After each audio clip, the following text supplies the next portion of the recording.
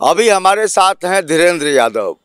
सहरसा में वैसे किसी दल ने अपने उम्मीदवार की घोषणा नहीं की है, लेकिन राजद ने लगभग तय कर दिया है कि धीरेन्द्र यादव को ही चुनाव लड़ना है। हमारे साथ धीरेन्द्र यादव हैं। कैसी चल रही है तैयारी?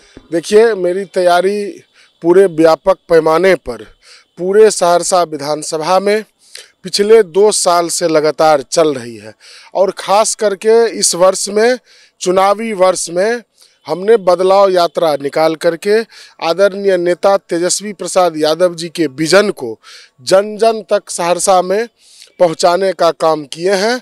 और मुझे पूरा उम्मीद है, भरोसा है, जो आदरणीय नेता काम पसंद है, जो लोग काम करता है पार्टी के लिए, वैसे लोगों को ही जगह मिलती है। और इस बार निष्पक्ष रूप से हमारे नेताओं ने 2 बात कह दी है। ये उन्होंने बोला है कि डबल पी के फेरा में नहीं रहना है, किसी के दरबारी नहीं करना है, किसी के यहाँ पैरवी में नहीं जाना है और किसी को पैसा नहीं देना है। जो मैंने विधानसभा के अंदर सरजमीन पर काम कर रहे हैं, वैसे लोगों को हम बुला करके, जिसको जानते हैं उनको भी, जिनको नहीं जानते हैं उनको भी, ऐसे लोगों को हम टिकट देंगे। तो हम लोग आश्वस्त हैं अपने। धीरेन्द्र जी, आप आश्वस्त है और जो सूचना हम तक आई है, हमें भी जानकारी है कि तेजस्वी यादव के आप बेहद करीबी हैं और भरोसा कर रहे हैं तेजस्वी यादव। सबसे खास बात है कि आज जात की राजनीति होती है, धर्म की राजनीति होती है, लेकिन आप हर जाति में जो है अपनी पकड़ बनाए हुए हैं। इसको लेकर क्या कहें? देखिए, ये तो प्रमाण है। आप कहते हैं, हम लोग को खुशी मिलती है। आप जानते हैं, जहाँ से हम जिला परिषद बनते, बनगांव एक अपने आप में विशाल गांव है, जो ब्राह्मण की सर्वाधिक आबादी, उत्तर बिहार में सबसे अधिक आबादी कही जाने वाली गांव है बनगांव। और वहाँ पर कोई ऐसा विभाग नहीं है, आईएएस का भी गिनती होगी तो बनगांव से ज़्यादा कहीं नहीं होगा। एमपी, एमएलए तमाम चीज़ें रही है।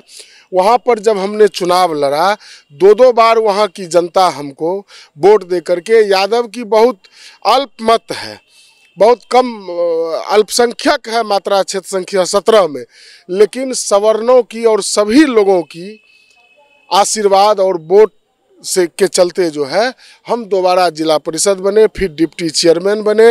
राष्ट्रीय जनता दल में हमने पार्टी के पंचायती राज प्रकोष्ठ के उपाध्यक्ष बने, फिर हमको युवा के उपाध्यक्ष बनाया गया और अभी प्रदेश महासचिव, जनरल सेक्रेटरी ऑफ बिहार हम हैं।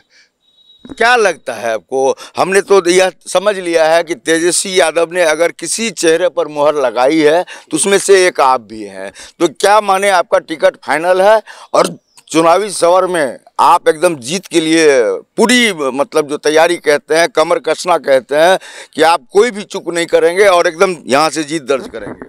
देखिए, हमने जब नेताजी से मिले, हमारी मुलाकात हुई, तो उन्होंने कहा कि आप काम करिए, काम करते रहिए, आप मेन लाइन में हैं, हम आपको देख रहे हैं, आने वाला समय में आपको जो है बुला करके बोल दिया जाएगा, चुनाव आपको लड़ना है। अच्छा, आप अगर चुनाव जीत जाते हैं धीरेन्द्र जी, तो हमको कम शब्दों में बताइए कि 5 अच्छे काम आप कौन से करेंगे?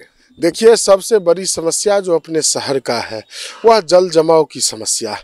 आप देख रहे हैं, आए दिन, एक दिन के वर्षा में ही पूरा सहरसा जो है जलमग्न हो जाती है। तो ये पहला प्राथमिकता होगा।